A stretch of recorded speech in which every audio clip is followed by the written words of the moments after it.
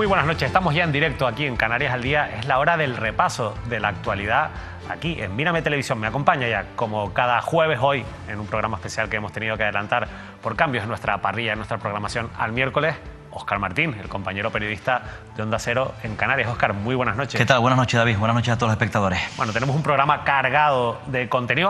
Vamos a empezar, como llevamos haciendo en las últimas semanas, con el caso Mediador, porque sigue arrojando titulares importantes. Estamos muy pendientes de una decisión que tenía que tomar la jueza que instruye este caso, como saben, desde el Juzgado de Instrucción número 4 de Santa Cruz de Tenerife. Y hoy conocíamos esta noticia.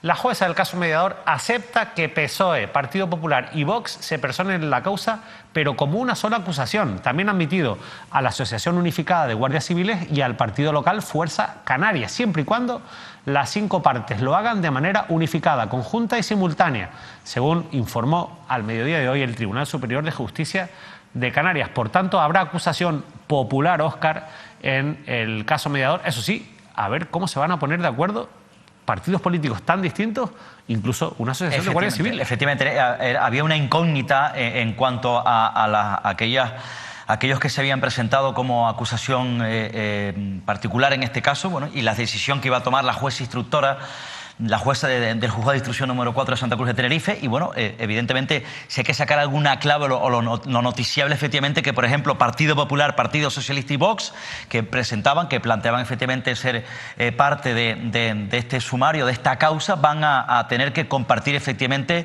este mismo camino jurídico. Luego también se añade a la Asociación Unificada de la Guardia Civil y un partido político, en este caso de Arona, en el sur de la isla de Tenerife, que es Fuerza Canaria Unida. Y lo que ha dicho efectivamente en esa resolución la propia jueza instructora es que bueno, será unificada, conjunta y simultánea. Y además, en este lío jurídico que creo que se va a producir en torno a la presentación de esta acusación, es que va a ser un único abogado, un único letrado el que va a representar, insisto, a todas estas representaciones que, insisto, quieren tener acceso, por tanto, a esta causa y, por tanto, a toda la investigación. Pero eso digo, ¿cómo se van a poner de acuerdo? Pues yo me imagino a Santiago Abascal intentando llamar al Partido Socialista en Canarias o a Pedro Sánchez y decir, oye, que tenemos que buscar un abogado en común, ¿a quién llamamos? Que esto a mí, permíteme la broma, Óscar, pero me parece bastante complicado. No sé si van a recurrir incluso que cabe esa posibilidad, esta decisión de la jueza o no, o van a aceptar estas condiciones. Claro, efectivamente, en este caso la persona, ¿no? El jurista, ¿no? El abogado que vaya a representar efectivamente a todos lo que se han presentado, ¿no? Habría que ver incluso hasta el perfil del jurista. Menudo papelón el abogado que vaya a representar en este caso al Partido Socialista, que el Partido Socialista es uno de los afectados efectivamente en parte de esta trama, al Partido Popular y a Vox, que están contrariados. Bien, es verdad que Vox y el Partido Popular van en la misma línea en torno a la hora de hacer política sobre el caso Mediador, pero menuda papeleta, menuda situación también, menudo papel para el Partido Socialista. Bueno, habría que ver efectivamente cómo se decide en este caso, bueno, el abogado que les vaya a representar, ¿no? Ahí también está ese nuevo partido de Arona, un partido local que es Fuerza Canaria, que es al partido al que pertenece Aarón Medina, que es la persona que vimos acompañar en el pleno del Cabildo de Tenerife el pasado miércoles al propio mediador. Es una persona cercana, entiendo, por tanto, a Marco Antonio Navarro Tacoronte, y fueron los primeros, de hecho, si no me equivoco, que pidieron su personación. Efectivamente, ¿no? En este caso la imagen la veíamos ayer de este hombre que representa ese partido, que estaba efectivamente sentado junto a Navarro Tacoronte en ese pleno del Cabildo Insular. En este caso es una representación del sur de Tenerife, de Arona, un partido nuevo que, si no me equivoco, lo va a liderar su candidato es Emilio Lentini. Es un empresario. Efectivamente, del sur, ¿no? Emilio Lentini es un conocido de la sociedad Arona, un conocido de este municipio, además también porque ha estado luchando en algunas causas vecinales, y además también Emilio Lentini, bueno, algunos periodistas lo conocemos de hace años porque era uno de los, además también, que formaba parte de la plataforma Pro Hospital del Sur. Ha sido uno de los azotes, en este caso, bueno, de la lamentable gestión del Hospital del Sur de la isla de Tenerife. También, independientemente de esto que anunciaba ayer durante las últimas horas el TSJ, insisto, la acusación popular, también ha habido algunas novedades, David, como sabe, algunas citaciones que ha hecho la jueza instructora, la jueza del caso Mediador, en este caso, a 2 personas que van a tener que declarar en calidad de testigos. Se refiere, si no me equivoco, a esa persona a la que, de manera despectiva, en el sumario del caso, las conversaciones, los investigados llamaban chocho volador, que es la amante del general Espinosa, como él mismo ha reconocido. Efectivamente. Y a la que supuestamente se intentaba, o el general intentaba colocar en alguna de las empresas de los empresarios que pagaban esas comisiones, bueno, pues para que tuviera un sueldo y para poder mantenerla en esas empresas. Una persona vinculada, por cierto, familiarmente a Miguel Ángel Ramírez, al presidente de la Unión Deportiva Las Palmas. Efectivamente, la jueza citaba a declarar en este caso a esa amiga cercana o la amante, como ha trascendido, del guardia civil Francisco Espinosa, para el día 31 de marzo a las 10 de la mañana. Saben que el señor Espinosa Nava, este ex general de la Guardia Civil, está entre los 2 investigados. El único que está en prisión en este momento se encuentra en Tenerife 2, en la cárcel de la isla de Tenerife. Consta, insisto, en una providencia de la titular del juzgado número 4, ya saben, Ángeles Lorenzo Cáceres, y que además se acuerda citar como testigo al empresario y en este caso piloto de rally muy conocido entre la sociedad de Gran Canaria, Luis Monzón, que también tenía relación, al parecer, de amistad con el propio Espinosa Nava. Según se recoge en la causa, el general llegó a pedir a él, al considerado como el intermediario, es decir, a Marcos Antonio Navarro Tacoronte, y a otro empresario que debían contratar a esta persona, a su amigo o a su amante, como la quieran definir, por 3.000 euros, en este caso, al mes como administrativa, es lo que pedía el propio Espinosa Nava a un empresario, en este caso, se refería o se dirigía al propio Antonio Bautista. Parece ser que Monzón habría sido una de las personas a las que Espinosa contactó también para que otros imputados se abrieran camino en sus negocios en Canarias. Y entiendo yo que la jueza lo cita para ver efectivamente esa relación, ese contacto, porque entiendo más que ha podido aparecer una conversación a través de WhatsApp o a través de vía telefónica. Comienza esas citaciones de las que hemos hablado tantas veces, de esos testigos que van a ser claves, esa rueda de testigos que va a empezar en este caso, a circular por el juzgado de instrucción número 4 de Santa Cruz de Tenerife. Va a ser noticia seguramente en las próximas semanas el caso Mediador. Por lo que vayan contando estos testigos, veremos si la jueza puede ir acotando las responsabilidades y si existen o no, se citan a más posibles investigados en la causa. Ayer estuvo aquí en Mírame Televisión, en Canarias al Día, con nuestro director, con Manuel Artiles, en una intensa entrevista que yo les recomiendo, que si no han visto pueden ver en nuestro canal de YouTube, en la televisión, en la carta de Mírame Televisión, y también a través de nuestra web. El presidente del Cabildo de Tenerife, Pedro Martín, y una parte muy importante de la entrevista versó, no podía ser de otra manera, sobre el caso Mediador. También contestó a las preguntas que le dejamos tanto Óscar Martín como quien les habla sobre este asunto. Esta fue una de las respuestas que dio Pedro Martín sobre esas relaciones, esos mensajes, esos contactos que ha reconocido que mantuvo con Marco Antonio Navarro Tacoronte. Luego me llamó, creo recordar que fue una vez, me llamó, yo lo atendí, no me aportó nada y me mandaba mensajes. En los mensajes insistía una y otra vez en verse conmigo, en que si estaba en tal sitio si nos podíamos ver, que teníamos que verme urgentemente. De lo que yo recuerdo o puedo buscar en los mensajes era que siempre le decía, estoy reunido, estoy ocupado, ahora no puedo atenderte. En uno de los mensajes me decía, no, pues tengo que darte información muy relevante. No te preocupes, mándeme usted la información, que yo reservaré esa información y la miraré. Pero no me mandaba nada. Y al final lo que hacía yo era simplemente decirle, mire, estoy reunido, ahora no puedo atenderle, estoy reunido, ahora no puedo atenderle. A ver si me mandaba algo, nunca me mandó nada. Yo ya dejé de atender sus llamadas y de atender ningún tipo de mensaje. Que yo lo presenté, yo no puedo presentar a alguien con el que no tengo relación. Que lo único que parece ser es que alguien dice el director que yo lo presenté. A mí eso me parece todo tan alambicado. Oiga, miren, yo no he presentado a este señor a nadie, pero bueno, esto ya me parece un poco como disparatado, porque ahora alguien me pregunta si yo he presentado. Miren, no presenté al señor Navarro. Se hizo una foto donde estábamos 15 personas en la presentación de Rally Isla de Tenerife. Seguramente si lo vi por ahí habré pensado yo que sería alguien de una escudería. Y este señor se hizo fotografías con otras personas de distintos partidos políticos. Pero que a mí no me parece que tenga relación con otras personas de otros partidos, sino que seguramente se habrá puesto al lado, se están haciendo fotos y se habrá hecho una foto. Pero repito, yo no lo presenté a este señor porque no tengo un trato con este señor como para irlo presentando por ningún sitio. Es una de las cuestiones, se refería a esa declaración de un testigo en la primera causa judicial que declaró ante la jueza en aquel momento, que fue Pedro Martín, según le había dicho el exdirector insular de deportes, quien presentó al propio Ángel Luis Pérez Peña a el mediador. Pero es que también habló ayer en esa entrevista con Manuel Artiles, el presidente del Cabildo de Tenerife, una pregunta que le hacía Óscar Martín también sobre esos posibles contactos del mediador cuando él era alcalde de Guía de Isora y a través, sobre todo, de una concejala, según consta en un audio que también ha publicado el periódico Canarias 7. Bueno, de todo esto también tuvo que contestar, o a todo esto tuvo que contestar Pedro Martín. Me sorprende cuando sale un medio de comunicación y se involucra a una concejala de Guía de Isora que volvió a su puesto de trabajo, hace años que ha dejado la política, y la llamé el día del pleno. Digo, oye, ha salido esto. ¿Tú llegaste a conocer a este hombre? Porque te involucran, como que tuvimos una relación, que tuvimos una reunión, ella, él y yo. No era verdad esa reunión, pero a lo mejor ella lo conocía y dice, sí. Yo estaba haciendo memoria, estuvo en mi despacho, me vino a decir que me iba a regalar a los equipos del pueblo, o los equipos femeninos, o a los discapacitados, chándal y uniformes, a cambio de poner publicidad de una empresa de nueva creación. Y digo, vale, mira, ¿y te regaló algo? Porque claro, dicen que igual te iban a regalar algo. Dice, bueno, sí, me regaló algo. Digo, ¿qué te regaló? Yo me asusté. Digo, ¿te regaló? Dice, mira, y venía con un cartucho, con 2 panes, y me dejó 2 panes allí, porque dice que él compraba en Guía de Isora porque quería apoyar el producto local. Y había estado comprando en una panadería y me dejó 2 panes. Digo, bueno, y aparte de los 2 panes, ¿algo más? Dice, no, estuvo aquí y me dijo que tenía una empresa de nueva creación que quería patrocinar a equipos deportivos y que por favor le dijera. Digo, bueno, y a partir de hoy hubo una reunión, alguna otra, me invitaron a la inauguración de esa empresa, que yo fui a conocer en la inauguración, y a partir de ahí ya no tuve más contacto. Derivé el asunto al área de deportes y se acabó. Y le pregunté al de deportes, y el de deportes me dice, mira, yo lo mandé al presidente del equipo femenino, pero ¿hubo algún acuerdo? Ninguno. Pero esto basta para decir, estuve en Guía de Isora. Desde luego no hubo ninguna reunión, como dice, entre Hacienda, la concejala y yo, pero este señor...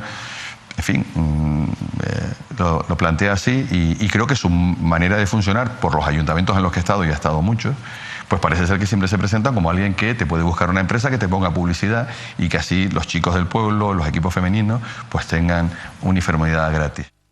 No cabe duda de la capacidad del mediador para colarse en cualquier tipo de despacho de cualquier administración, desde la más local hasta incluso despachos del Congreso de los Diputados o del Gobierno de Canarias. Óscar, más allá de esos 2 panes que le dejó a la concejala, decía Pedro Martín que nunca hubo ningún trato de favor ni ninguna posible actitud, digamos, que sea reprobable, ¿no? Efectivamente, fue contundente, fue claro ayer el presidente del Cabildo, secretario general de los socialistas tinerfeños, también lo fue en algunas intervenciones en los medios de comunicación cuando saltó su nombre, y también lo fue en el Cabildo durante ese pleno monográfico donde, bueno, marcó quizás la atención, la presencia del propio mediador. Ha dicho que, bueno, que ellos han hecho una inspección que ha pedido a todos los servicios del Cabildo Insular, entre otros, lo más importante, la jefatura o el servicio de deporte, donde estaba el señor Pérez Peña, porque tenía esa relación con el propio mediador, y dice que, bueno, que de momento en lo que ha sopesado, la información que ha pedido, no hay ningún tipo de sospecha, ningún tipo de irregularidad,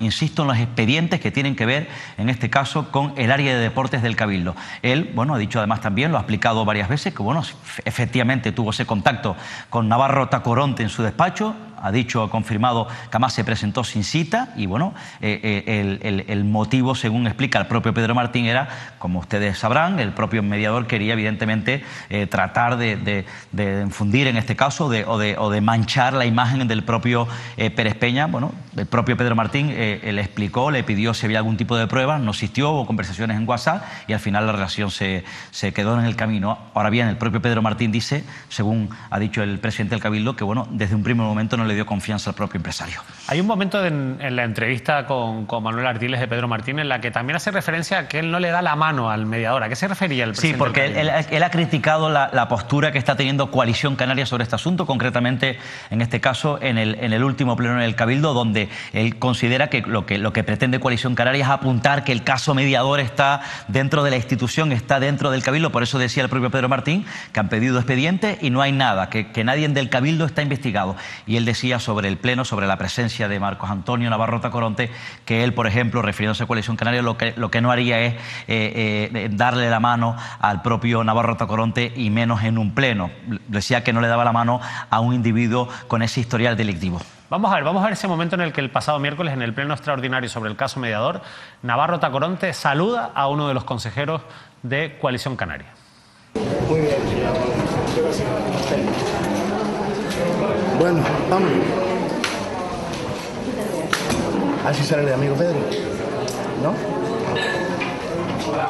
Bueno, con esa actitud con la que bueno, ya hemos cuestionado en estos días la actitud, sobre todo indebida, ¿no? E indecorosa del mediador en el Pleno del Cabildo, pero sorprende, sin duda alguna, ese saludo, si no me equivoco, el consejero es Antolín Bueno. Sí, efectivamente, se refería efectivamente a esa imagen que ustedes pueden ver esta noche, el propio Pedro Martín. Por cierto, decía el propio Navarro Tacoronte, a ver si sale el amigo Pedro, quería efectivamente dirigirse a Pedro Martín, el presidente del Cabildo. Y cuando termina su intervención, cuando termina el pleno, efectivamente el propio Navarro Tacoronte se acerca a Antolín Bueno.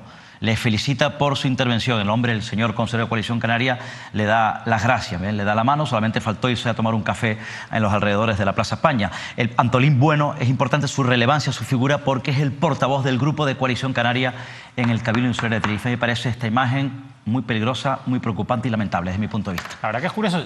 Yo sigo sin haber, bueno, más allá de una reacción que tuvo hace tiempo, porque llama la atención esa complicidad entre el mediador con Coalición Canaria. Por eso digo que me parece preocupante, lamentable y, ojo, sospechosa.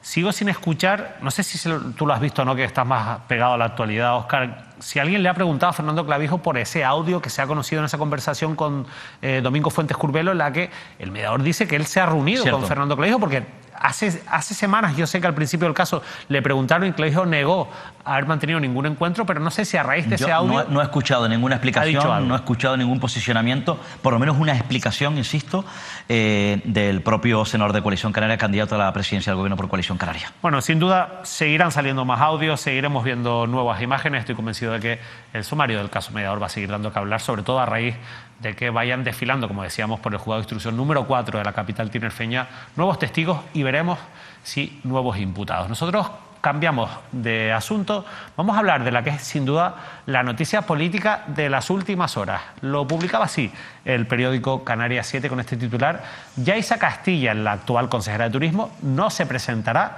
a las próximas elecciones para afrontar retos personales. La también consejera de Turismo, Industria y Comercio del Gobierno de Canarias ha adoptado esta decisión después de un profundo proceso de reflexión personal. Yaiza Castilla, como saben, pertenece a la agrupación socialista Gomera que lidera Casimiro Curbelo. ¿Qué análisis, qué interpretación haces, Óscar, de esta noticia, de esta decisión? A mí me llamó la atención efectivamente este anuncio de Yaiza Castilla. Yaiza Castilla, efectivamente, como dice David, pertenece a la agrupación socialista La Gomera, es una mujer de San Sebastián de la Gomera, una mujer de la confianza, del entorno más próximo, por lo menos lo era, de Casimiro Curbelo, como saben, el presidente del Cabildo de La Gomera, diputado regional y secretario general de la agrupación socialista La Gomera. Recuerden además también que, digo que era de su máxima confianza, porque cuando decidió el propio Casimiro Curbelo que Yaiza Castilla iba a ser la mujer que iba a representar a su partido, que iba a representar a Casimiro Curbelo en el Pacto de las Flores, asumiendo la Consejería de Turismo, Comercio e Industria, entendí que además era una mujer de su máxima confianza. ¿Por qué? Porque tenía otras figuras,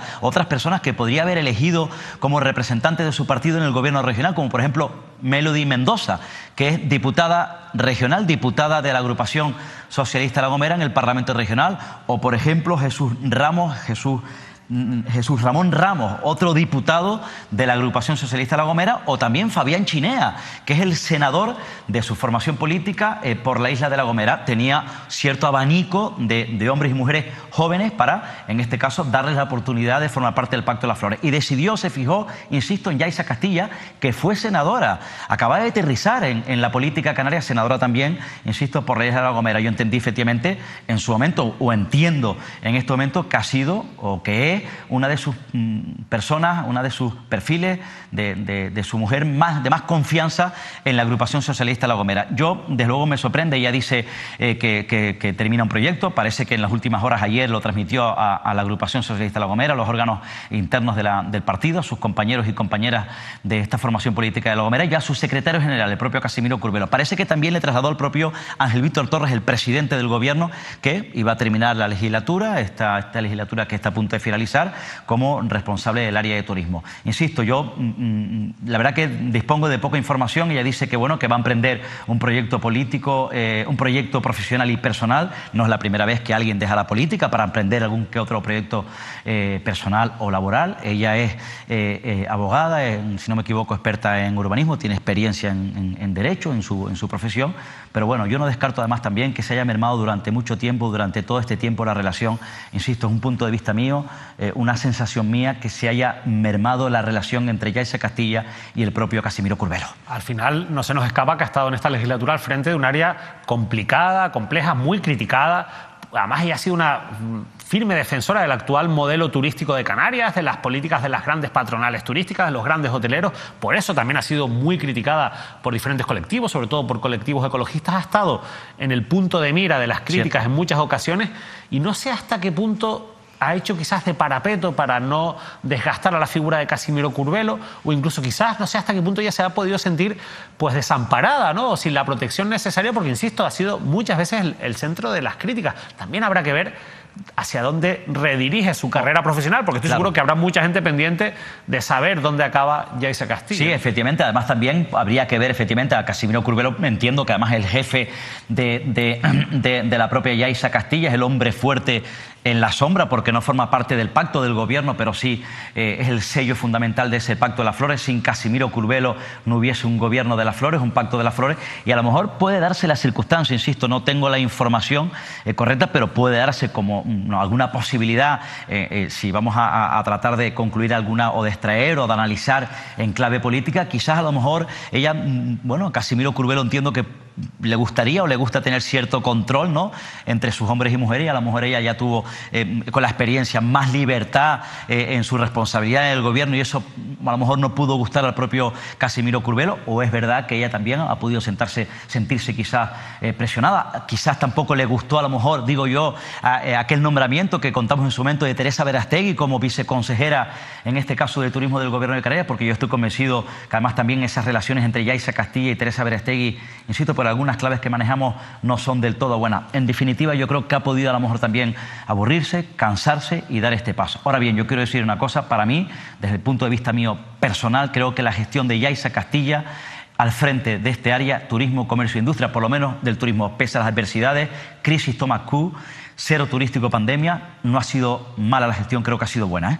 Una gestión complicada en cualquier caso, porque Cierto. Evidentemente a un área como la de turismo, después de un cero turístico como el que vivimos en la pandemia, pues ha sido sin duda una de las más afectadas por las diferentes crisis que ha sufrido el sector turístico a lo largo de esta legislatura. Les decía al principio que tenemos muchos asuntos en la escaleta del programa, en nuestro guión, que seguramente les van a interesar, porque quizás sean ustedes algunos de esos 521.000 residentes canarios a los que la banca todavía no les ha devuelto el dinero que ustedes pagaron de más por aquellas famosas y abusivas cláusulas suelo por los gastos hipotecarios. Así lo titulaba y lo conocíamos gracias a la información que hacía ADICAE, o que hacía pública ADICAE, la Asociación de Usuarios de Bancos, Cajas y Seguros.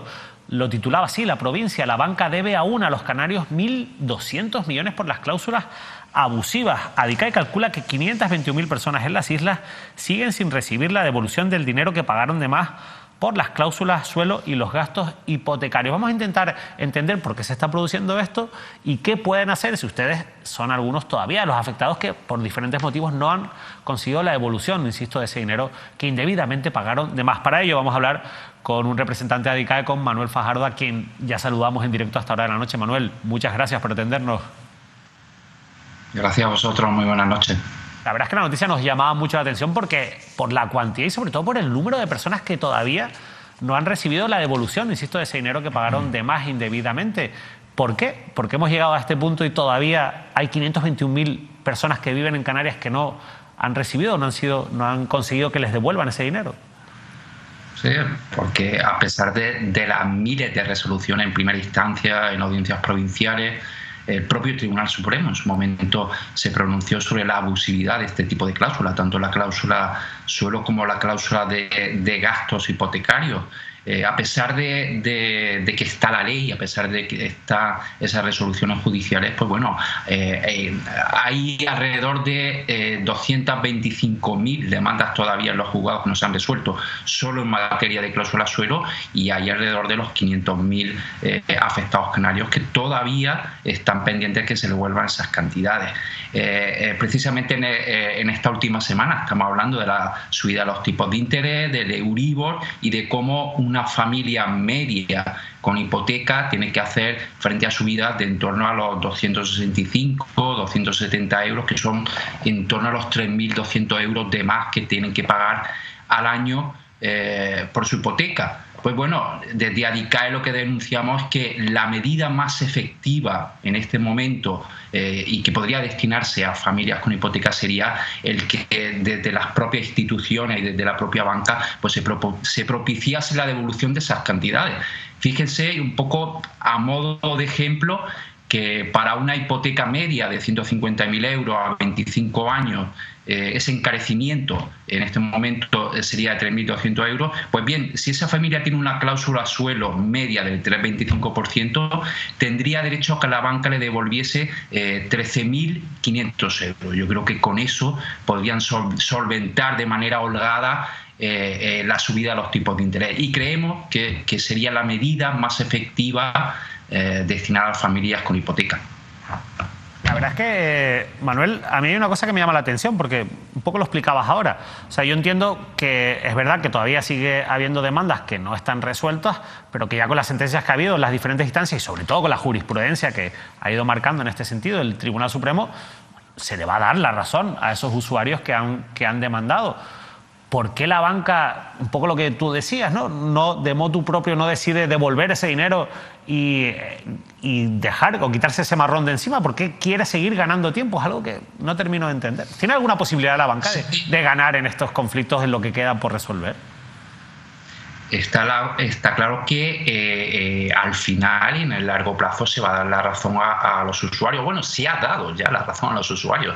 Lo que se trata ahora es de un poco dilatar en el tiempo esas devoluciones.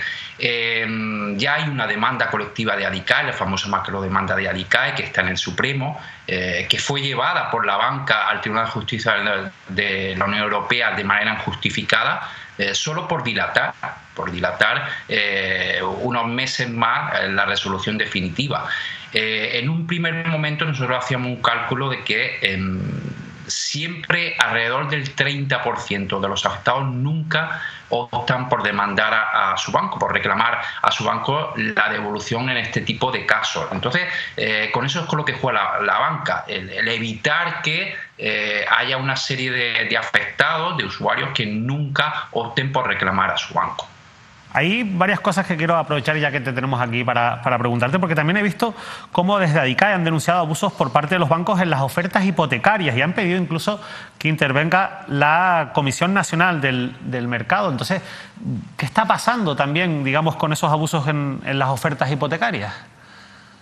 Sí, es que estamos viendo cómo sube los tipos de interés y cómo eso repercute, por ejemplo, en las hipotecas variables, pero también en las hipotecas a tipo fijo. Al final, el tipo fijo que podamos contratar o el tipo variable va a estar en condiciones muy equiparables.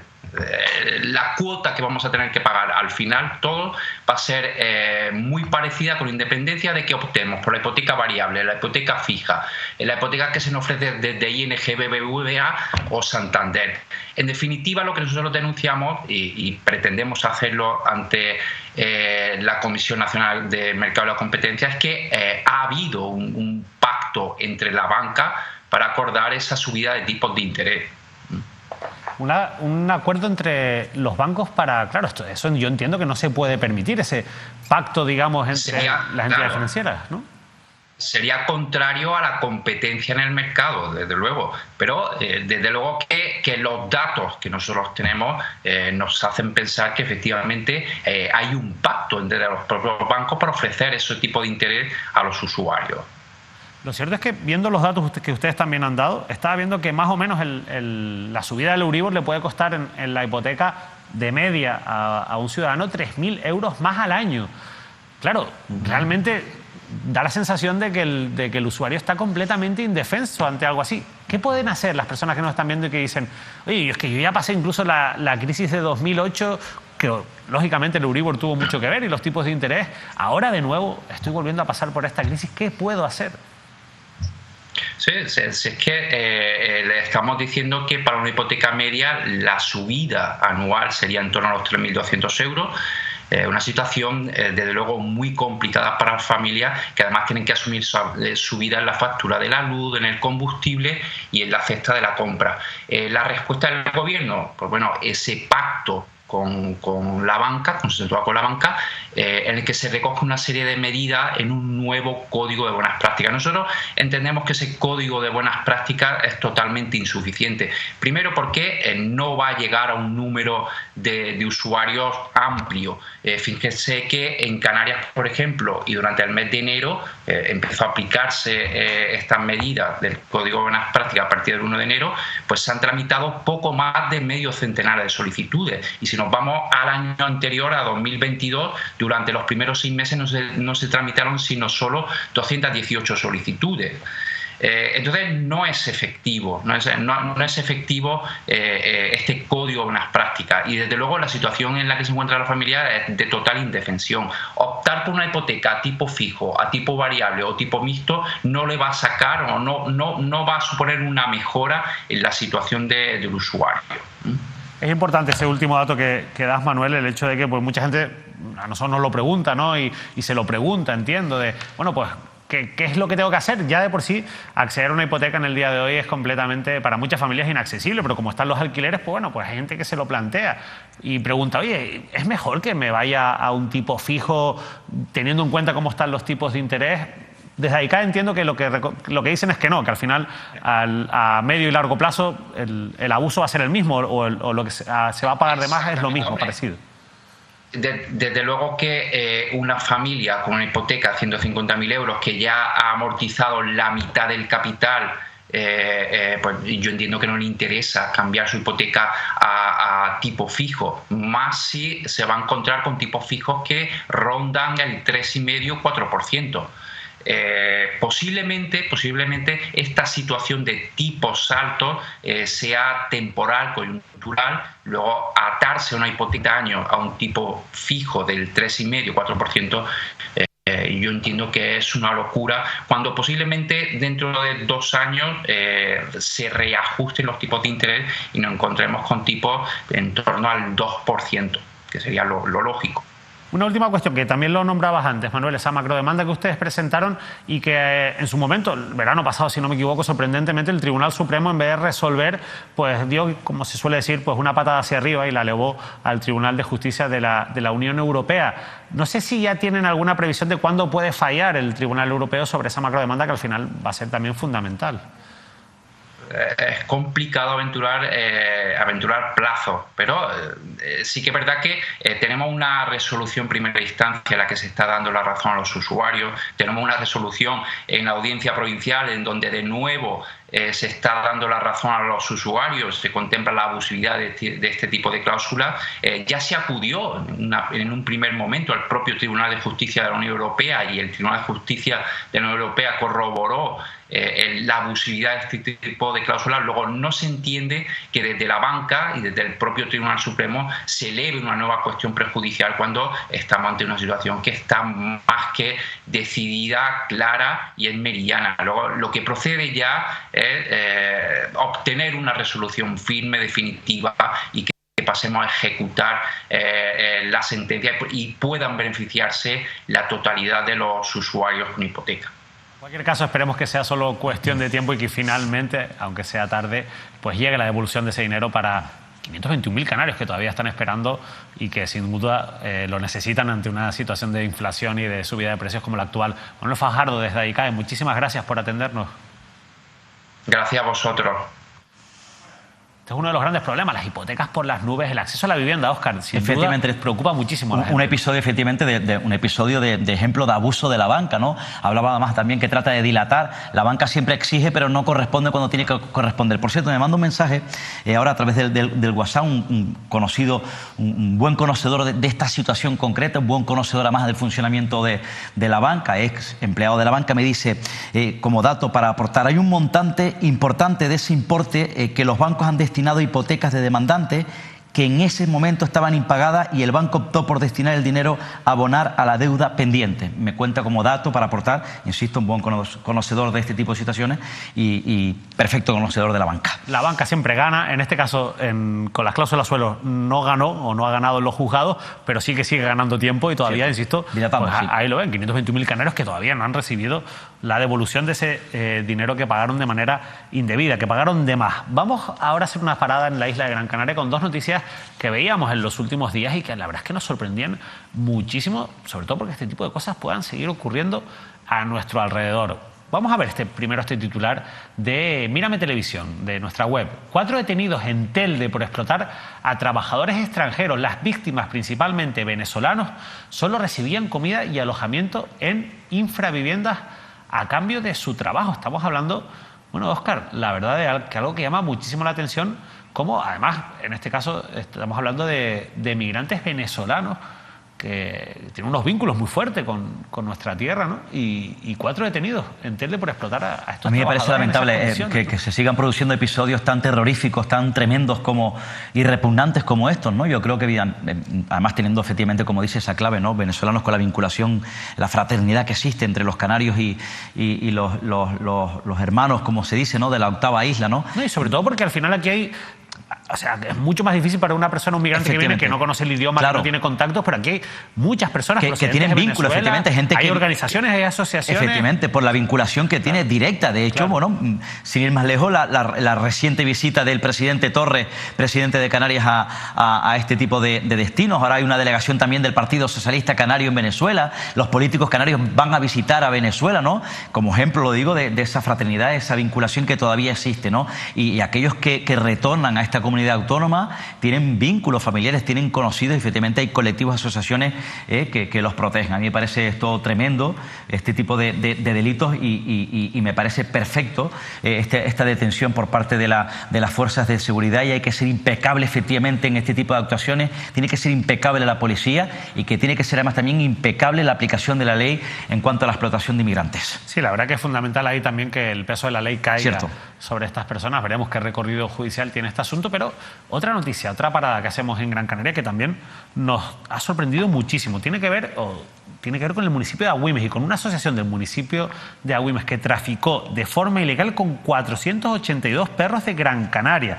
La Guardia Civil investigó a un colectivo que exportaba los canes hacia Reino Unido, obteniendo unas ganancias de unos 265.000 euros. La verdad que es tremendo. Entre otras cosas, la asociación falsificaba certificados de exportación y los presentaba ante las autoridades del Reino Unido para poder exportar estos 482 perros desde Gran Canaria al Reino Unido. La verdad es que esto llama mucho la atención, porque también habría que ver cómo obtenía esos perros esta asociación. Hay muchos problemas. ¿Te acuerdas cuando lo de las peleas de Weimar, Óscar?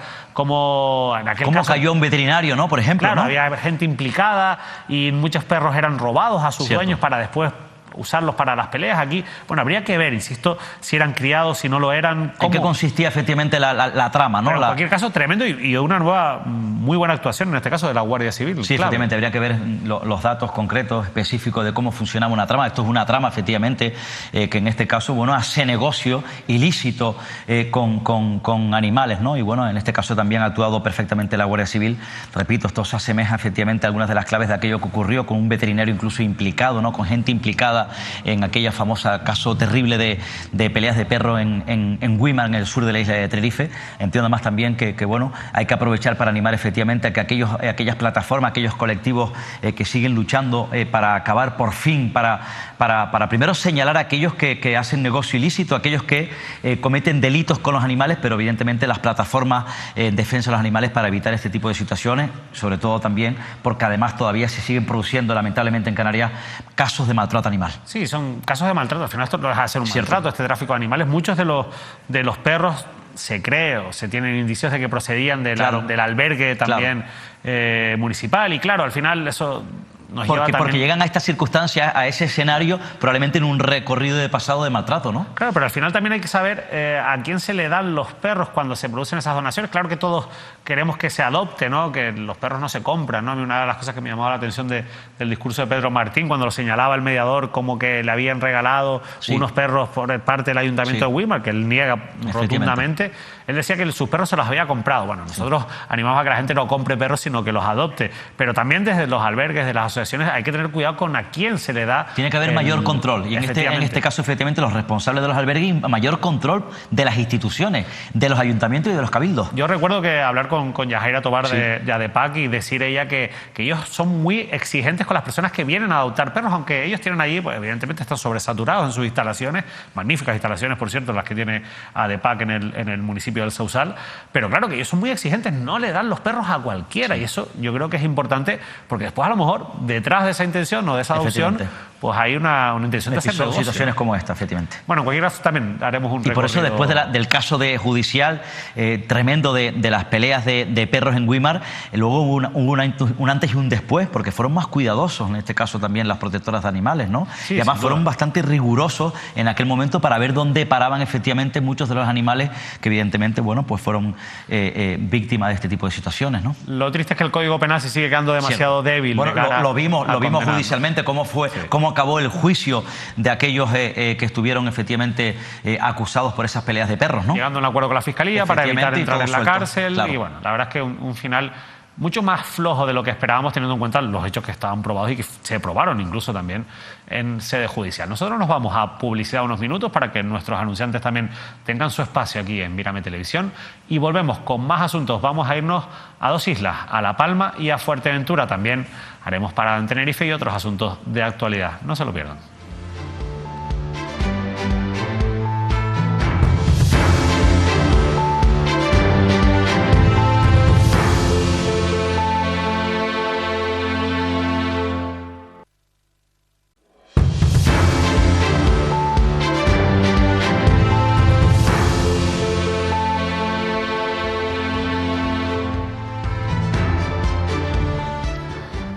Bueno, ya estamos de vuelta aquí en el repaso, en el análisis de la actualidad en Canarias al Día. Me acompaña, como sabe, el periodista Óscar Martín de Onda Cero Canarias. Y ahora vamos a hacer una parada en la isla de La Palma. Ustedes recordarán la polémica que tantas veces tratamos en esta mesa y que de momento parece que es un proyecto que está paralizado, pero veremos qué recorrido tiene, con el proyecto de Dreamland en la isla de Fuerteventura. Lo recordarán porque el Cabildo de Fuerteventura en aquel momento, hace unos meses, declaró de interés insular ese proyecto para que se pudiera desarrollar sobre un suelo rústico. Ese es, digamos, el principal objetivo de esa figura de la declaración de interés insular de los proyectos, poder desarrollarlos en aquellos lugares donde el planeamiento, en principio, no permite que se desarrollen, siempre y cuando cumplan una serie de requisitos y, sobre todo, bueno, pues sean de un interés general, digamos.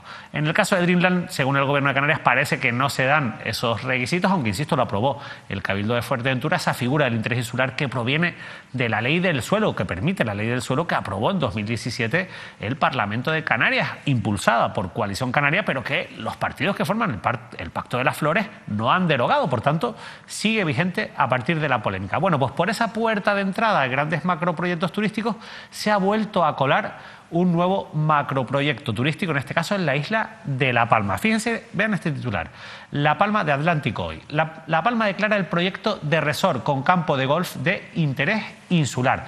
La Asociación Ecologistas Benmajec, Ecologistas en Acción, ha asegurado que intentará tumbar el proyecto en los tribunales si continúa adelante. Le voy a dar unos datos para que conozcan un poco el contexto de este proyecto. Bueno, el proyecto, que se ha denominado Ecoresort, se llama Ecoresort Camino Real La Pavona, y está impulsado, está promovido por una empresa de Lanzarote, que es Puerto Calero Marina Sociedad Limitada. Fíjense, el campo de golf no es un campo de golf pequeño, es un campo de golf de 18 hoyos, y además irá acompañado de un centro de congresos, un planetario, un observatorio de estrellas, un centro de senderismo y observatorio de las aves, y también con un establecimiento hotelero de 5 estrellas, gran lujo, con instalaciones deportivas. En total son nada más y nada menos que 1.027.528 metros cuadrados, en una zona, además, con importantes valores ambientales, una zona delicada, porque el 35% de la superficie total de estos terrenos a los que afecta el proyecto están afectados por la zona, o protegidos por una zona de la Red Natura 2000, en este caso por la protección para las aves de cumbres y acantilados del norte de La Palma. Más allá de todo eso, desde Ecologistas en Acción, desde BenMaG, también se critica, bueno, pues que se siga apostando por un modelo ya caduco de turismo y sobre todo por algo una instalación que tiene tanto impacto sobre el territorio y que puede generar un problema también en el abastecimiento de agua como es un campo de golf. Bueno, quien controla mucho mejor que yo todos estos datos es Pablo Díaz, que es representante de BenMaG, Ecologistas en Acción, que ya saludamos a esta hora de la noche. Pablo, muchas gracias por atendernos. Hola, buenas noches. Gracias a ustedes. Bueno, lo primero, hemos visto la declaración unánime de todos los partidos, Coalición Canaria, Partido Popular y Partido Socialista, en el Cabildo de La Palma para aprobar este proyecto como declaración de interés insular. Esto no quiere decir lo que acabo de explicar, pero todavía aquí queda un largo recorrido en este expediente y ahí ustedes ya han dejado claro que van a plantar batalla. ¿Por qué, Pablo? Bueno, en primer lugar, yo creo que esto es un proyecto que ya venía de viejo, de hace más de 20 años, que ha vuelto otra vez a la palestra para intentar colarlo ya por cuarta vez, ¿no? Es un proyecto antiguo, de hecho los terrenos están comprados desde hace, no sé si casi 20 años, ¿no? Por Puerto Calero, sí, efectivamente. Y nada, ahora, como ya fue anulado este proyecto en una sentencia del Tribunal Supremo en el año 2015, que a su vez provocó una remodelación de muchas leyes para solventar los problemas creados por esta sentencia del Alto Tribunal, ¿no? Entonces, creemos que ahora con la figura del interés insular o interés general, pues no solo han retomado el proyecto, sino que lo han retomado, como hemos dicho en la otra prensa, a lo grande, ¿no? Aumentando, triplicando el número de plazas que tenía en su momento, que eran un máximo de 520, al principio eran 300, luego el promotor pedía 900 y al final se quedó en 500, que era lo máximo que permitía en esos momentos la legislación vigente, ¿no? El planeamiento.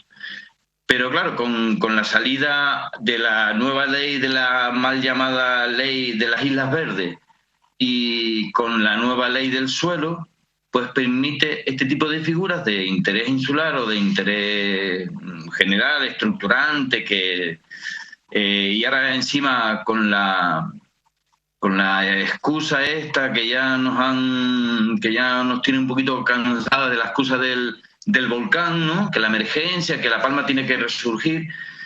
Pero en definitiva se trata de un proyecto viejo, caduco y trasnochado que solo va a beneficiar a los promotores de ese sitio.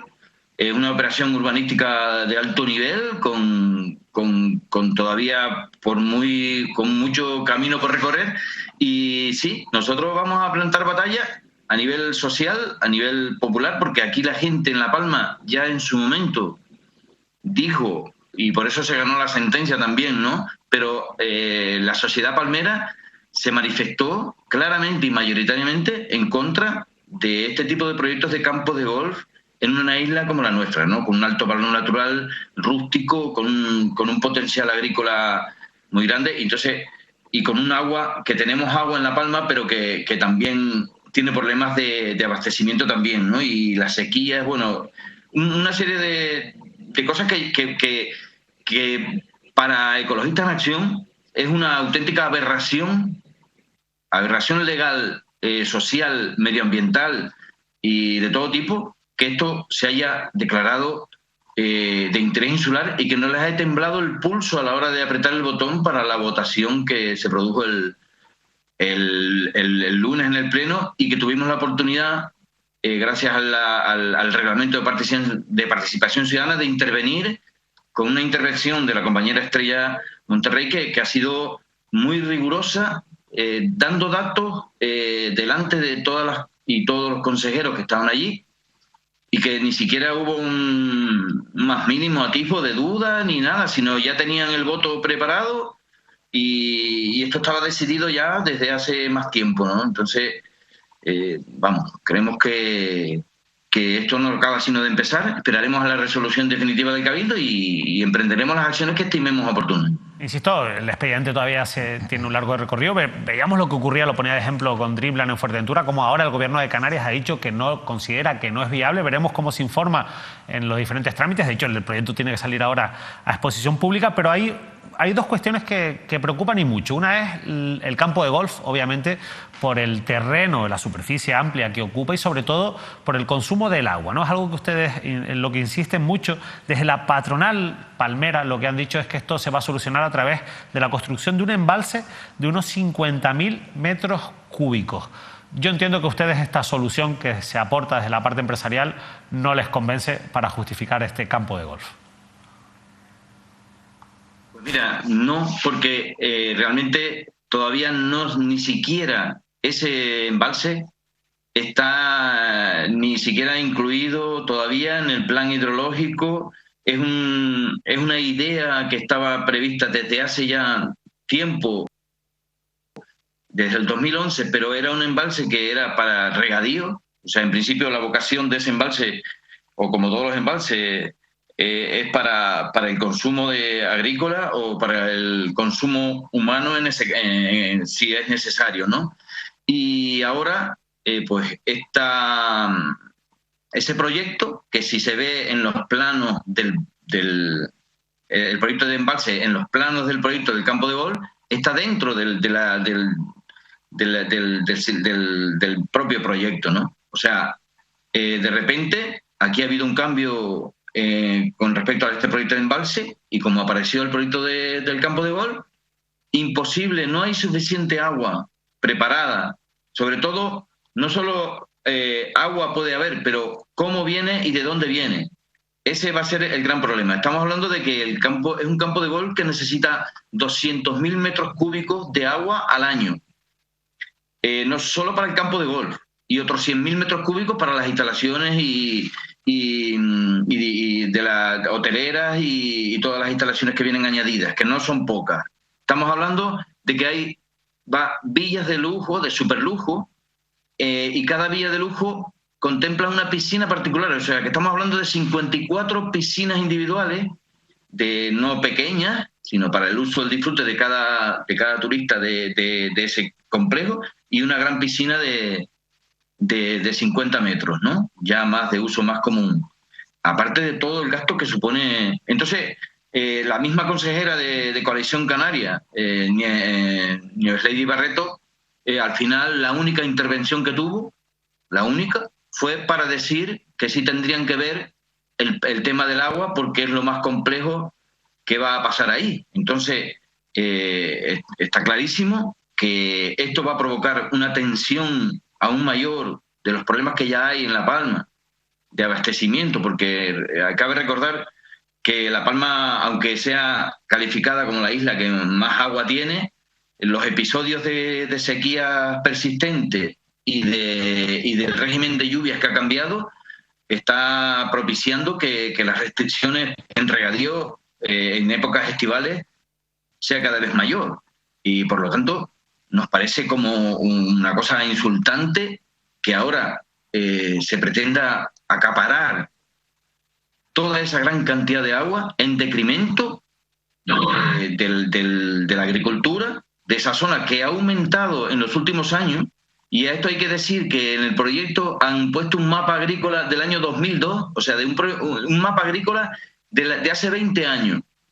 Y en esos 20 años ha aumentado bastante el cultivo, por ejemplo, de aguacates en esa zona, y de otros cultivos frutales y de fincas particulares. O sea, que la agricultura está intentando, a duras penas, intentar progresar en la isla, ¿no? Porque el plátano, ya sabemos, pues todos los problemas que está teniendo y certificando, ¿no? Entonces, gracias.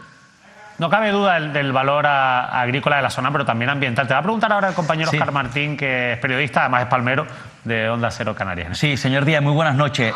Yo desde luego que viendo esta historia, esta situación y escuchándole, recuerda más como hace más de 20 años, recuerdo que había un debate en la sociedad palmera de si campo de golf sí, campo de golf, no. Y recuerdo que había un reducido grupo de empresarios turísticos que estaban apostando efectivamente por un campo de golf, pero que la sociedad palmera contestaba que no quería efectivamente ese tipo de proyecto. Ahora me encuentro efectivamente con este visto bueno ya de la institución, de los 3 partidos. Me sorprende, por cierto, el Partido Socialista, Coalición Canaria y Partido Popular en una zona muy sensible como es en ese punto de Breña Alta, de monte, de vegetación.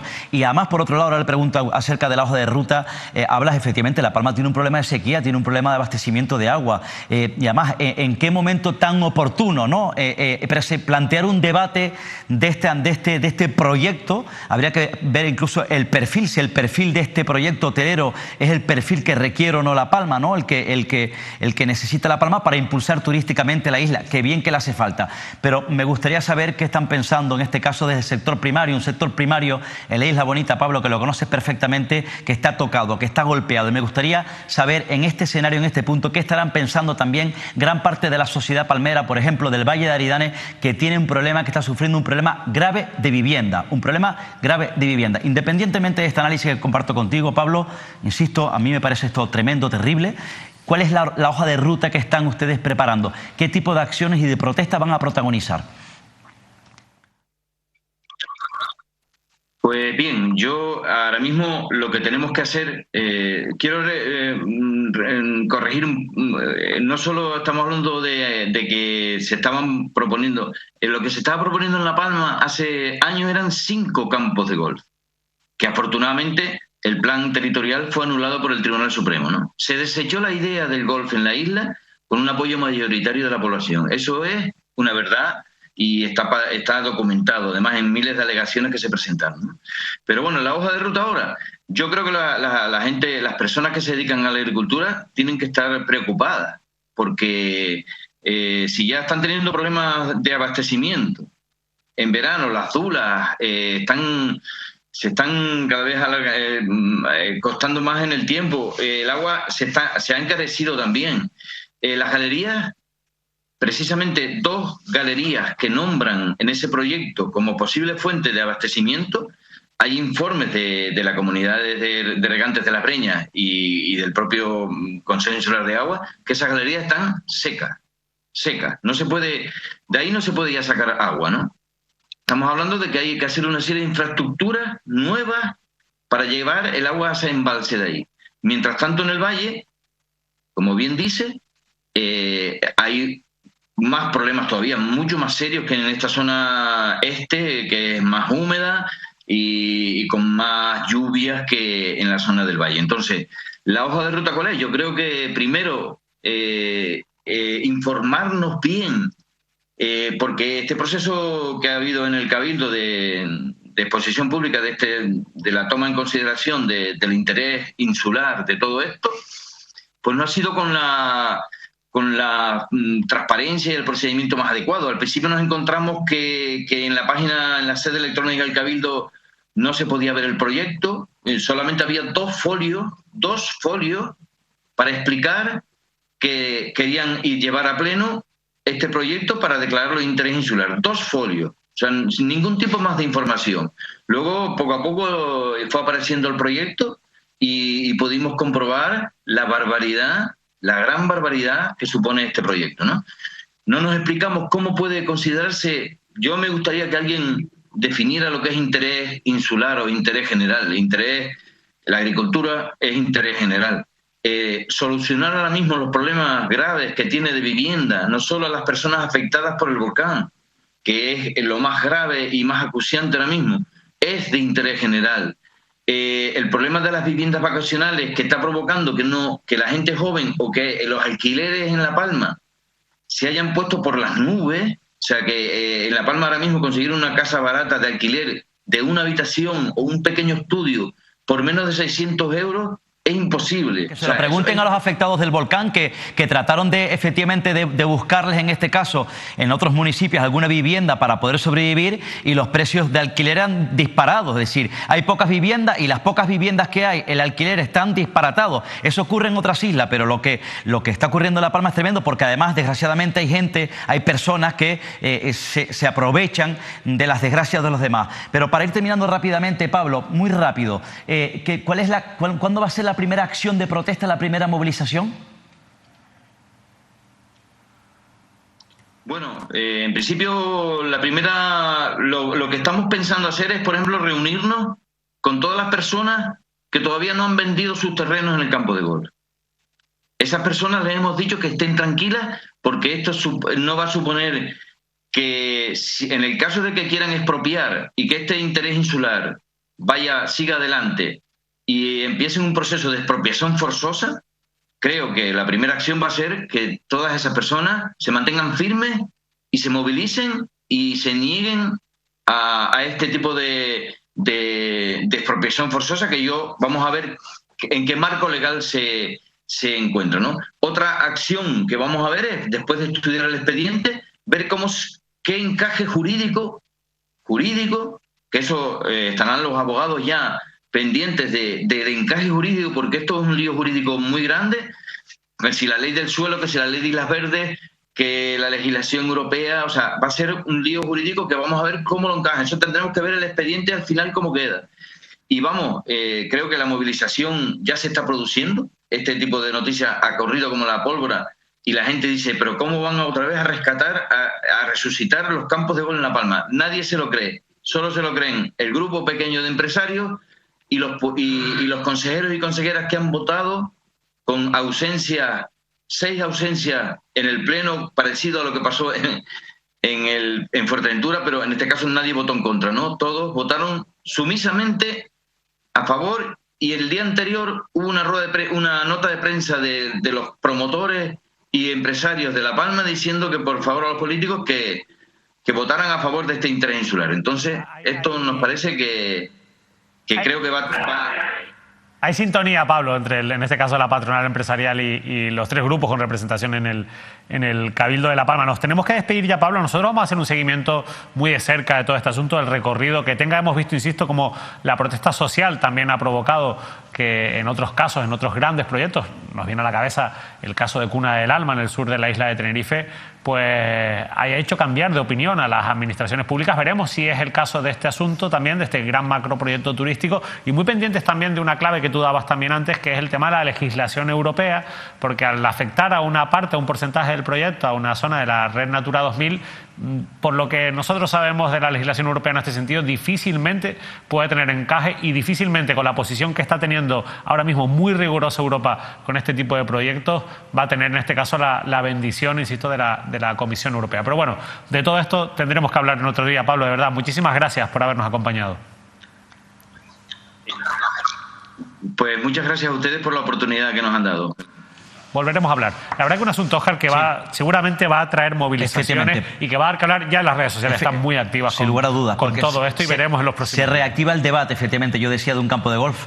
Eran hace muchos años 5 campos de golf. Yo recuerdo que incluso en aquella época el Centro de Iniciativas Turísticas de La Palma estaba debatiendo, estaba luchando para que efectivamente se reactivase esa gran planta o ese gran proyecto de campos de golf en La Palma, en una isla, evidentemente, que si las comparas con el resto de las islas del archipiélago, aducido en este caso, ha estado, no ha liderado, ¿no?, la reactivación turística. Sí que es verdad que lo ha hecho durante los últimos años, aunque se tropezó, tuvo un golpe muy duro, desgraciadamente, por la erupción del volcán. Y yo entiendo además también que en este caso La Palma esté luchando para reactivar el turismo después de lo ocurrido en el Valle de Aridane, el volcán de La Palma. Entiendo además que la isla necesita un impulso turístico, que necesita ayuda turística, que necesita planta hotelera, pero yo creo, insisto, en principio, que ese no es el punto, el lugar, ni el proyecto turístico, ni el proyecto hotelero que requiere una isla como La Palma. Por cierto, la isla bonita. Sobre todo, por algo que decía Pablo también, que es un proyecto de hace 30 años, y evidentemente desde hace 30 años, en estas 3 décadas, han cambiado muchísimo las cosas y la manera en la que nos relacionamos con el territorio, la explotación turística y demás.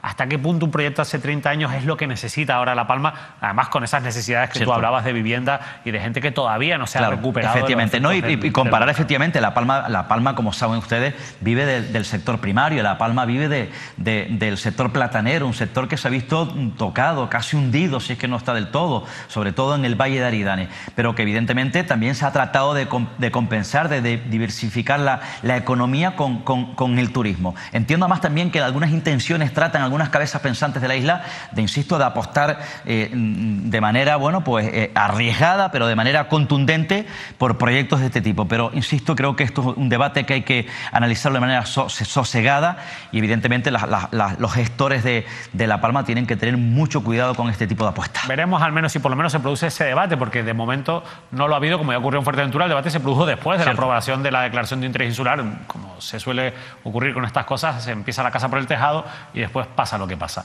Vamos con otro asunto muy importante, porque lo tratábamos el pasado jueves aquí en el repaso, y es el colapso tremendo, cronificado, que están sufriendo los servicios de urgencia de los distintos hospitales en Canarias. Sobre todo, quizás el ejemplo más crítico es el que está viviendo el Hospital Insular de Gran Canaria. Pues bien, creo que ven este titular de Canarias ahora. El Hospital Insular amplía un área de transición para tratar de aliviar el problema estructural de las urgencias. El director gerente, José Blanco, asegura que las situaciones vividas y el colapso de las últimas semanas se están estabilizando gracias a las medidas que se están llevando a cabo. Óscar, tú ya dabas alguna pincelada, anunciabas que evidentemente una de las soluciones iba a ser la ampliación del área de transición. No sé si es la solución ideal. Dice el gerente que esto está sirviendo para algo. Esto es un parche, sin lugar a dudas, efectivamente. Llegan tarde.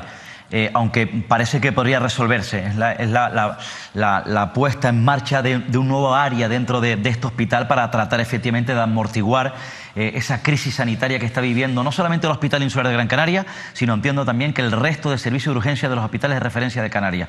Y saben además también que hay un debate abierto, un enfrentamiento entre la Dirección General, la Dirección del Servicio Canario de Salud y los profesionales, los sanitarios, los médicos, en definitiva todos los que forman parte del sistema sanitario en Canarias, evidentemente porque ellos consideran que el plan de atención primaria que ha anunciado la Consejería de Sanidad no es el plan que va acorde con las necesidades efectivamente de los hospitales y por tanto, en este caso, los servicios de urgencia, porque hay colas, colapsos, saturación en los servicios de urgencia de los hospitales de archipiélago, pero hay también una saturación y un colapso tremendo en los servicios de urgencias de atención primaria. Llegan tarde porque además esto está cronificado, es decir, esto no es puntual, llevamos años denunciando los colapsos en los servicios de urgencia de los hospitales del archipiélago y no hay un plan contundente de infraestructuras para evitar esta situación. Por tanto, esto es transitorio y evidentemente esto no va a resolver sin lugar a dudas lo que está ocurriendo, insisto, en los servicios de urgencia, porque no hay personal, no se ha apostado por las infraestructuras, están las instalaciones de los hospitales obsoletas y en el caso del Insular, por cierto, el problema está en que todavía no han tratado de resolver un problema de gestión y planificación,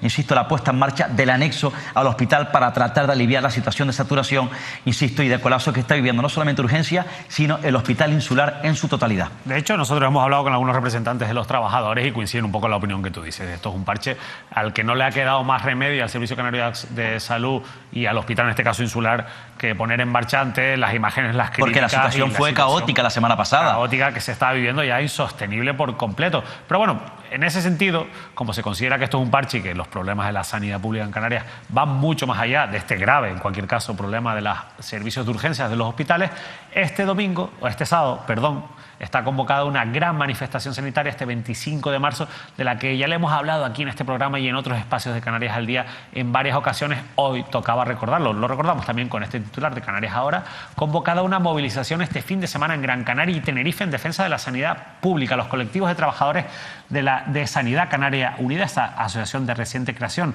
y del Instituto Canario de Hemodonación y Hemoterapia llaman a protestar contra las privatizaciones, el exceso de la concertación sanitaria y la paulatina precarización del personal y de los servicios públicos. Gran manifestación, insisto, que saldrá este sábado. Aquí tienen los carteles, sábado 25 de marzo, desde las 11 de la mañana, la salida en la Plaza Wheeler, en la isla de Tenerife, en San Telmo, en la isla de Gran Canaria.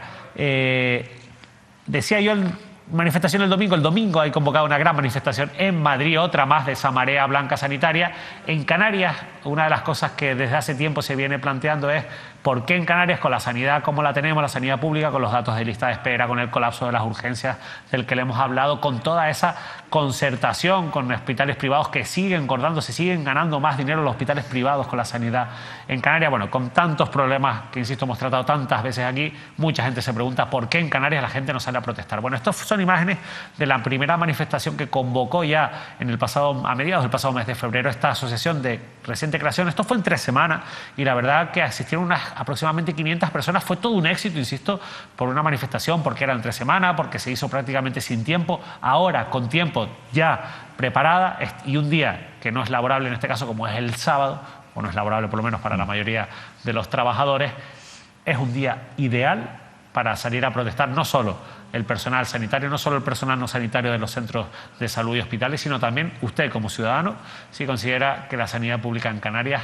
es mejorable. Óscar, es una cita clave en el calendario. Efectivamente, entre otras cosas, para resolver lo que están denunciando efectivamente los usuarios, en este caso del sistema público sanitario en Canarias, ¿no? Que son, pues, como hemos hablado hace unos minutos, los colapsos que sufrimos todos, que sufren los pacientes en los servicios de urgencia de los hospitales. Los colapsos, las listas de espera, las colas, el desespero en los centros de salud, los ambulatorios, insisto, no solamente en urgencia de los centros de salud, sino cuando se hace, bueno, cuando van a cualquier cita para cualquier consulta en cualquier médico, porque evidentemente, ya saben, hay poco personal, se ha estado degradando el sistema sanitario público y al final los afectados son los usuarios del sistema público sanitario en Canarias. Por eso es el llamamiento de estas personas que, por cierto, están denunciando las condiciones que sufren, la precariedad laboral, están pidiendo que se aumenten las contrataciones, los tiempos de contrataciones, no solamente 6-9 meses, sino que, bueno, que sea de un periodo más largo para que se consolide el personal, para que haya una estabilización, porque una inestabilidad laboral en el sistema público sanitario, como ocurre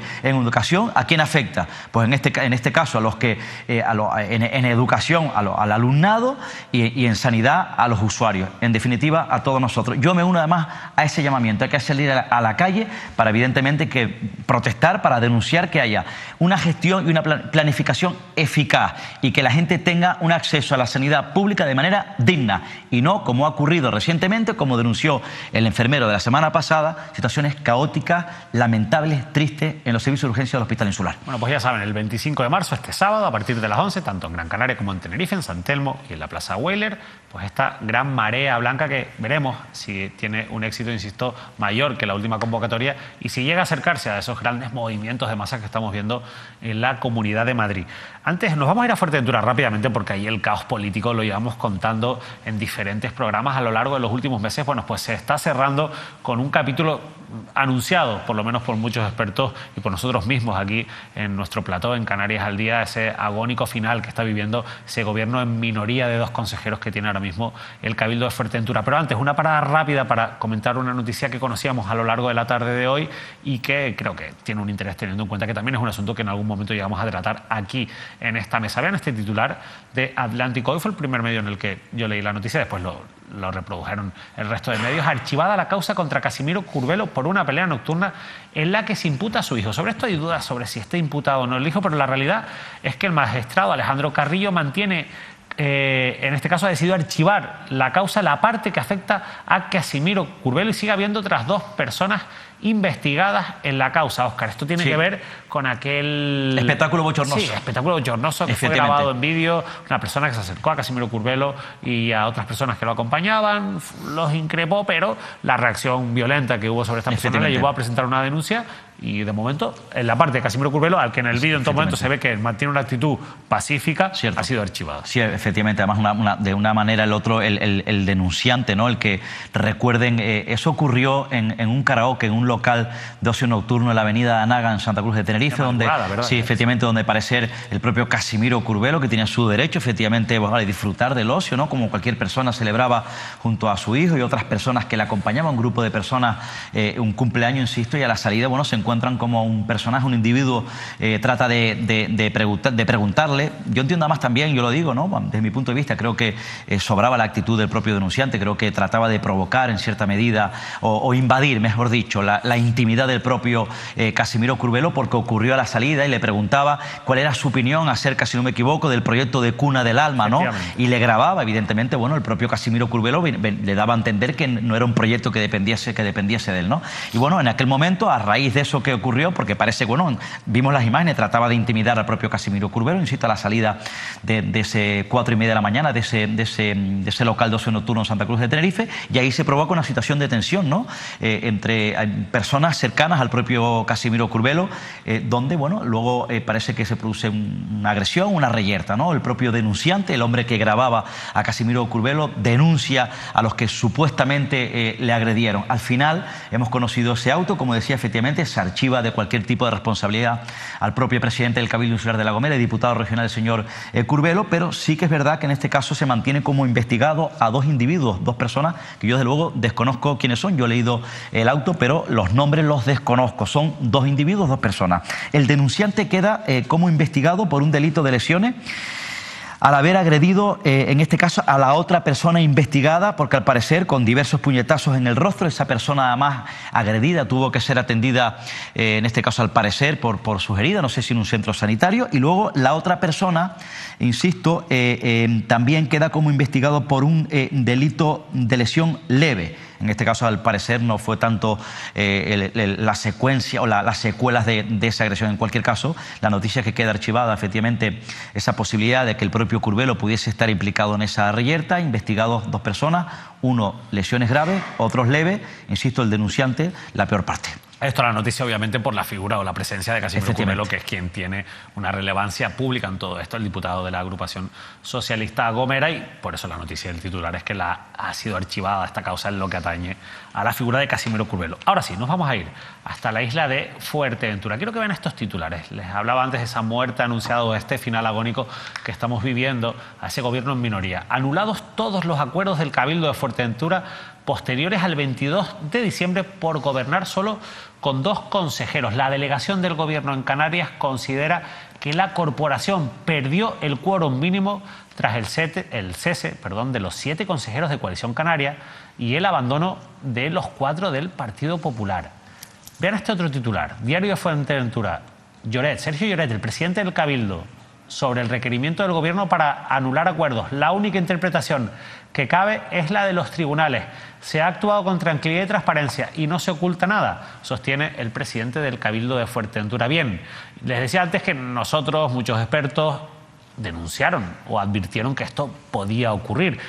La oposición política, ahora mismo mayoritaria, obviamente, en el Cabildo de Fuerteventura, también lo hizo. Yo recuerdo declaraciones de Lola García, de la portavoz de Coalición Canaria en el Cabildo, insistiendo en que esto podía ocurrir si seguía el gobierno en minoría de 2 consejeros actual del Cabildo de Fuerteventura. Finalmente, insisto, pues no se escuchó a todas esas voces, se siguieron aprobando acuerdos, hasta 22 acuerdos, y al final, bueno, pues ya ven, tendrán que ser anulados. Vamos a saludar hasta ahora de la noche a Lola García, portavoz de Coalición Canaria en el Cabildo. Lola, gracias por atendernos. Buenas noches. La verdad es que, insisto, usted lo advertía, no fue la única, también lo advertían otros compañeros políticos, ahora ya casi todos en la oposición, lo advertían los expertos. Al final se ha consumado ese final esperado, pero de momento, y es lo primero que le quiero preguntar, si a esta hora de la noche hay intención por parte del presidente del Cabildo de Fuerteventura de anular todos esos acuerdos. No, para nada, todo lo contrario. Él lo que sigue manifestando es que vayamos a los tribunales, que la delegación del gobierno vaya a los tribunales y que a lo mejor él sienta cátedra encima con cachondeo también, en ese sentido, con todo lo que está pasando en la isla de Fuerteventura y la problemática que estamos teniendo debido a los acuerdos que se están tomando. Es decir, estamos hablando de contratos millonarios que pueden ser indemnizados, tener que indemnizar a empresas con el dinero que no es de él, es dinero del pueblo, que es lo más que nos preocupa realmente, de las arcas públicas, y eso sí que nos duele y nos molesta, y desde luego que desde el día 22 de diciembre, que era cuando se quedaba con 2 consejeros el Cabildo de Fuerteventura, pues le advertíamos de la problemática y que podía ser ir en contra de la ley. No sé si han calculado, Lola, esas indemnizaciones, que probablemente es lo que más preocupe a los ciudadanos de Fuerteventura. ¿De cuánto dinero estaríamos hablando? ¿Cuánto dinero puede tener que pagar el Cabildo de Fuerteventura si finalmente se anulan estos acuerdos? Yo entiendo que mientras más tarde se anulen, pues más grave será o más alta podría ser esa indemnización. Es que ese es el problema. Mira, hay un caso, hay un contrato, por ejemplo, de mantenimiento de carreteras que son a 5 años y viene a ser 9 millones por año, son 45. Con ese contrato solo sería más de 1 millón de euros sin haber puesto, bueno, ni un granito de arena si se denuncia o si se llega a licitar y se llega a finalizar con todo el procedimiento y después una empresa pues quiera denunciar. Pero es que tenemos proyectos o temas tan importantes como la dependencia, convenios de dependencia que son 3 millones de euros. O el transporte de recogida de residuos en la isla de Fuerteventura, que hay varios lotes, pues uno de 2 millones y otro de 3 millones y algo. Pues así, date cuenta que son los consejos de gobierno que se vienen celebrando pues todas las semanas. Y oposiciones, subvenciones, autónomos y del consumo de las placas de colocación de placas solares. Es decir, son temas que realmente preocupan y vemos cómo él le da igual y lo único que dice es que vayamos a los tribunales y todos sabemos lo que pasa con los tribunales, que denuncias hoy y hasta dentro de 3 años, 4 años no se viene a resolver, que no tiene sentido porque yo espero que a partir del 28 de mayo ya este señor no esté ahí. En cualquier caso, también es verdad que al final hay un informe que dice lo que dice, que hace un requerimiento en este sentido. A los tribunales también se puede ir por lo que se suele llamar, en este caso sería presunta de momento, pues una prevaricación por omisión, por no hacer caso a lo que decía un informe, porque al final si hay unas indemnizaciones y hay un daño público, entiendo que cabe esa posibilidad. No sé si es algo que ustedes se plantean también. Nosotros ya se lo dijimos en el Pleno, de todas formas pedimos también otra comparecencia para el Pleno que vamos a tener la próxima semana. Y lo que hicimos fue pedir amparo a las administraciones públicas a quien le correspondía, es decir, Función Pública del Gobierno de Canarias, al señor Julio Pérez y a la delegación del Gobierno. Porque la ley así viene recogido, el artículo 65 de la Ley de Régimen de Bases Locales, lo que dicen es que ellos tienen que velar porque se cumpla la normativa en los acuerdos tomados en las administraciones públicas.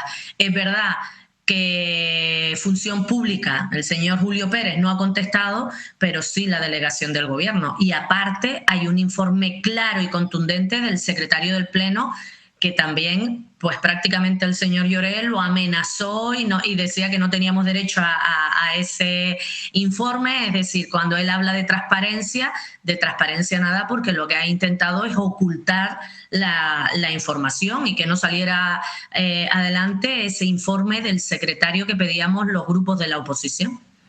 La verdad es que ha sido un mandato, Lola, muy convulso en la isla de Fuerteventura. Ustedes ganaban las elecciones, era nombrada presidenta, porque así ocurre en los cabildos, el que gana las elecciones es nombrado presidente electo, se propone una primera moción de censura que sale adelante, llega Blas Acosta a la presidencia del cabildo, se propone una segunda moción de censura a los 2 años en la que, bueno, pues se coloca a Sergio Lloret como presidente del cabildo y esa moción la apoyan ustedes.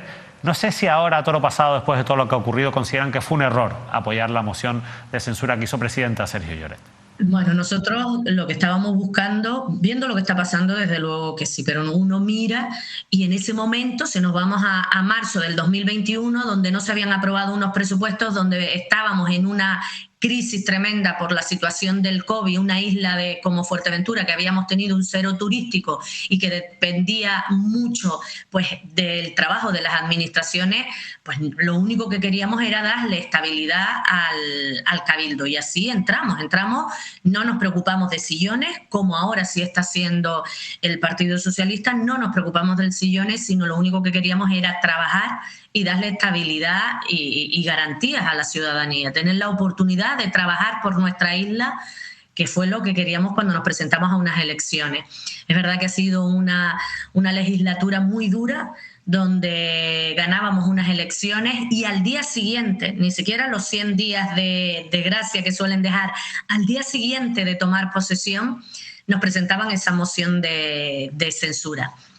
Estuvimos trabajando, ahora hemos estado trabajando pues 21 meses, me parece, Y vemos cómo otra vez el Partido Socialista, la noche antes de cesarnos a nosotros, pues había tenido una reunión el señor Sergio Lloret con el actual director general de Ganadería y con el presidente de AMF. Qué casualidad que al día siguiente nos echan buscando excusas que vamos, que nada tiene que ver, que si paralizaba personalmente yo, que era la que llevaba la parte económica, que si le paralizaba las partidas de carreteras. Ya vemos cómo están asfaltando todas las carreteras, refuerzo de firmes en las carreteras, y eso no se hace de un mes para otro.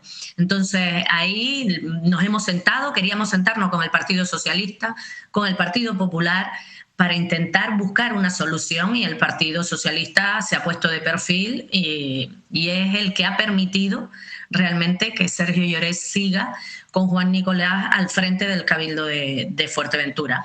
Estaban más preocupados por las elecciones que tenemos el día 28 y no intentar resolver realmente el problema que tenemos, que es verdad que todos somos responsables. Yo no voy a mirar para otro lado y asumimos desde Coalición Canaria la parte de responsabilidad que tengamos, pero algo que no podemos hacer es cruzarnos de brazos y mirar o esperar sentados al 28, porque al final quien se está perjudicando es la isla, es la población, es la ciudadanía y las arcas públicas. Es decir, esto es de los impuestos, lo que se va a pagar es de los impuestos de los ciudadanos.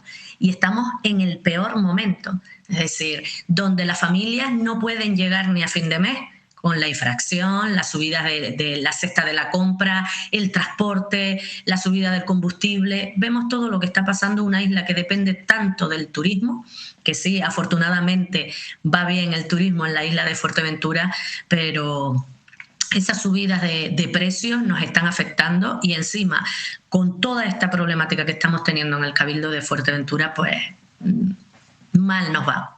Lola, le va a preguntar ahora al compañero Óscar Martín de Onda Cero Canaria. Sí, señora García, muy buenas noches. Déjeme que le plantee, le pregunte, aprovechando que la tenemos en directo con otro asunto de máxima actualidad, aprovechando además que hablaba usted de ganadería.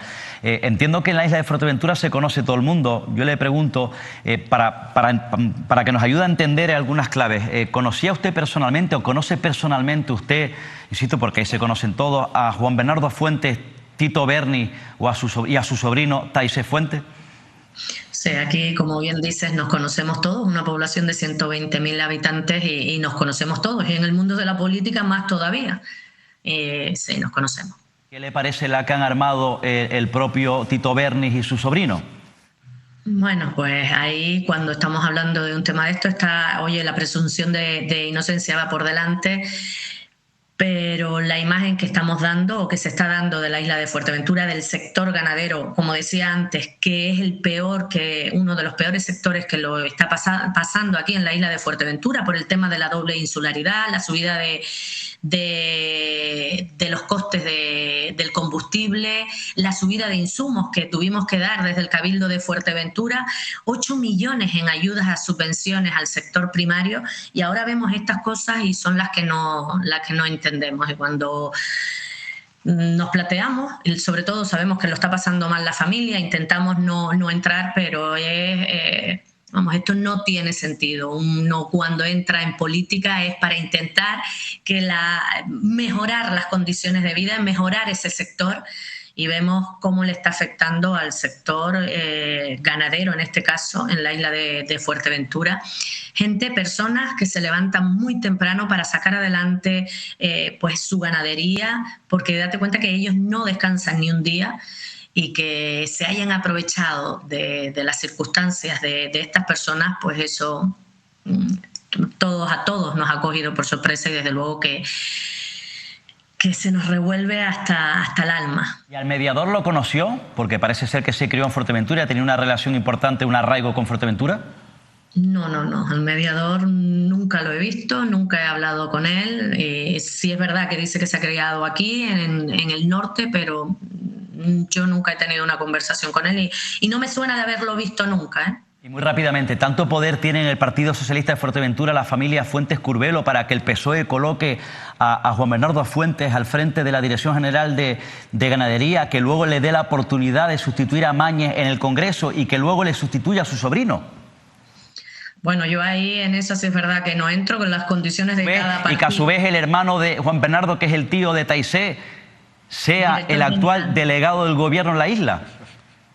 Yo ahí vuelvo y repito, esas son las cosas del Partido Socialista, que soluciona el Partido Socialista sus problemas y las decisiones de quién tiene que gobernar y quién no tiene que gobernar. Lo que sí le pido es que se asegure bien a quién pone al frente de las instituciones, al frente de una responsabilidad como esta, porque las imágenes están ahí, las transcripciones de las conversaciones están ahí y ya se verá, ya resolverá la jueza, pero sobre todo nosotros tenemos, porque claro, por la parte que nos toca, que la población cada vez se desactiva más de la vida política, piensa más que los políticos somos todos iguales y bueno, y más lejos de la realidad. Eso lo tenemos que decir también claro y alto. Esas son circunstancias y que se tiene que perseguir. Si eso es verdad, si todo lo que están contando es verdad y eso lo dirá la jueza, pues eso se tiene que perseguir y a estas personas pues no permitirle, o las que hacen esto, no permitirle que vuelvan a la vida política para nada, que no vuelvan a gestionar el dinero público y que no vuelvan a estar al frente de ninguna administración. Pues Lola García, de verdad, muchísimas gracias por habernos atendido. Usted se vuelve a presentar a la reelección el próximo 28 de mayo. Nosotros desde aquí lo único que deseamos es que en los próximos 4 años no sea Fuerteventura noticia, no veamos titulares que tengan que ver con mociones de censura, con inestabilidad política, con acuerdos que hay que anular, con también proyectos como Dreamland, que ha generado tanta polémica, y sobre todo que no se hable de Fuerteventura por cosas como el caso Mediador. De verdad, es lo único que deseamos y desde aquí muchísimas gracias por habernos atendido. Oye, muchísimas gracias a ustedes por informar de la realidad que pasa en Fuerteventura y espero lo mismo, ¿no? Que a partir del día 28 pues le demos estabilidad a todas las administraciones. No fue solo el Cabildo, sino en los ayuntamientos. Quisieron acabar con Coalición Canaria en Fuerteventura y no veas el daño que se ha hecho en toda la isla y en los ayuntamientos. Así que lo mejor es dejar que la población decida y que nosotros los políticos y las políticas pues cumplamos esa decisión. No evitemos las mociones de censura, ahora que están de moda incluso en el Estado, esas mociones que quieren para propaganda y campaña electoral. Pensemos más en las necesidades que tiene la población, que son muchas, y para lo que estamos aquí, que es para servir el servicio público a la ciudadanía. Esa es la imagen que tenemos que dar del político y la política.